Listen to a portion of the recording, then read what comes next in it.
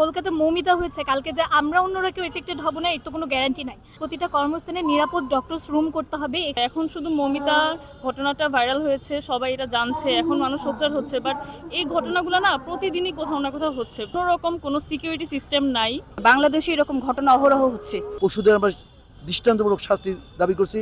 আর এই চিকিৎসকদের কর্মস্থানে যে নিরাপত্তার দাবিটা আমরা তুলছি, আমরা দেখতে পাচ্ছি বিভিন্ন মেডিকেলে বিভিন্ন ডক্টরস রুম যেগুলো আছে সেগুলো পর্যাপ্ত নিরাপত্তা সম্বলিত না। আমরা প্রতিটা চিকিৎসকদের যে কর্মস্থান, প্রতিটা কর্মস্থানে নিরাপদ ডক্টরস রুম করতে হবে।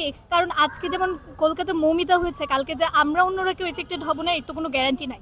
আমরা এই জন্য নারীদের অবশ্যই নিরাপদ কর্মস্থান চাই, শুধুমাত্র চিকিৎসক না, সব নারীদের, আমরা দেশের আপামর জনতার প্রত্যেকটা নারীদের নিরাপদ কর্মসংস্থান চাই। তো এখন যে ঘটনাটা হয়েছে এটা হয়তো বা অনেক বেশি বীভৎস বা নৃশংস দেখে সবার কাছে নিউজটা পৌঁছিয়েছে, কিন্তু এরকম অনেক ঘটনা আমাদের মেডিকেল সোসাইটির যে গ্রুপগুলো আছে সেখানে আমাদের ডাক্তার নারীরা পোস্ট করে যে আজকে আমার সাথে এই ঘটনাটা হয়েছে, ওই ঘটনা হয়েছে। শুধুমাত্র ওগুলো ভাইরাল হয় না কারণ তারা মারা যায় না, বাট তাদের মানসিক মৃত্যু কি ঘটে না? তারা এই ট্রমাটা কিভাবে, মানে এই ট্রমাগুলো তারা কিভাবে সার্ভাইভ করে? প্রত্যেকটা মেডিকেলে ইন্টার্নদের জন্য কোনো রকম কোনো সিকিউরিটি সিস্টেম নাই। ইন্টার্ন স্পেশালি মহিলা ডাক্তারদের জন্য, আমি পুরুষ মহিলা সবার জন্যই বলবো যে ইন্টার্নদের জন্য একটা বিশ্রামগার দরকার, একটা অ্যাটলিস্ট সিকিউর রুম দরকার যেখানে শুধুমাত্র ডাক্তাররা প্রবেশ করতে পারবে, বাইরের লোক বা রোগীরা প্রবেশ করতে পারবে না। এরকম কোনো কিছু সুবিধা আমাদের মেডিকেল কলেজ বা হাসপাতালগুলোতে নেই।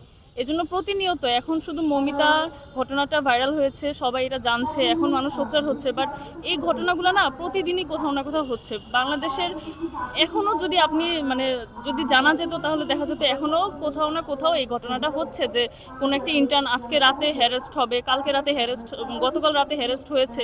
তো এই জিনিসটা আমরা একটা পার্মানেন্ট সলিউশন চাই। বাংলাদেশে এরকম ঘটনা অহরহ হচ্ছে। আমরা এর বিরুদ্ধে সবাই সোচ্চার হতে এসেছি, সবাই আমরা এর বিচারের দাবি করছি, এবং আমরা নারীদের জন্য, আমরা মানুষ হিসেবে আমাদের মানবাধিকারের লক্ষ্যে আমরা বলতে চাই যে আমাদের জন্য নিরাপদ কর্মসংস্থানের ব্যবস্থা করতে হবে এবং আমাদের জন্য নিরাপদ একটা বিশ্ব গড়ে তুলতে হবে যেখানে একজন নারী নিরাপদভাবে তার কর্মে যোগদান দিতে পারবে, শিক্ষা অর্জন করতে পারবে। কজ আমরা সবাই জানি যে নেপোলিয়নের কথা আমরা সবাই বলি যে আমাকে একজন শিক্ষিত মা দাও, আমি তোমাকে একটা শিক্ষিত জাতি দিব। সেই শিক্ষিত মা আমরা পাওয়ার লক্ষ্যে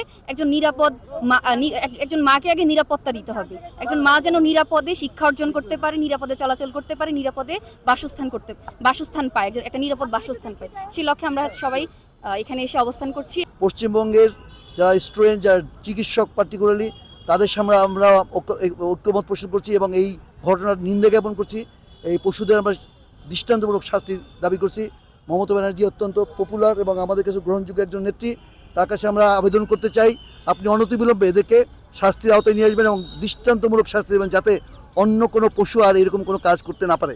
এই যে ইনসিডেন্টসটা হয়েছে, একটা মানুষ কতটা নৃশংসভাবে এরকম ঘটনা ঘটাইতে পারে তা আসলে সে মানুষ কিনা এটা আমার মনের ইচ্ছা বা জানার ইচ্ছা যে সে আদৌ কি মানুষ ছিল। আমার তো মনে হয় না সে পশু হইতে পারে, কারণ এরকম নিকৃষ্ট কাজ একটা মানুষের পক্ষে কখনোই সম্ভব না। আমরা বাঙালিরা অল্প একটু পাইলেই খুশি, আমাদের বেশি দিতে হবে না। জাস্ট আপনারা আমাদের নিরাপত্তাটা দেন, আমার মা বোনদের নিরাপত্তাটা দেন। বাইরের এই ইনসিডেন্টসের জন্য আমার মা বোনেরা আজ আতঙ্কিত, তারা আজকে, আমরা পুরুষ জাতিরা আজকে লজ্জিত।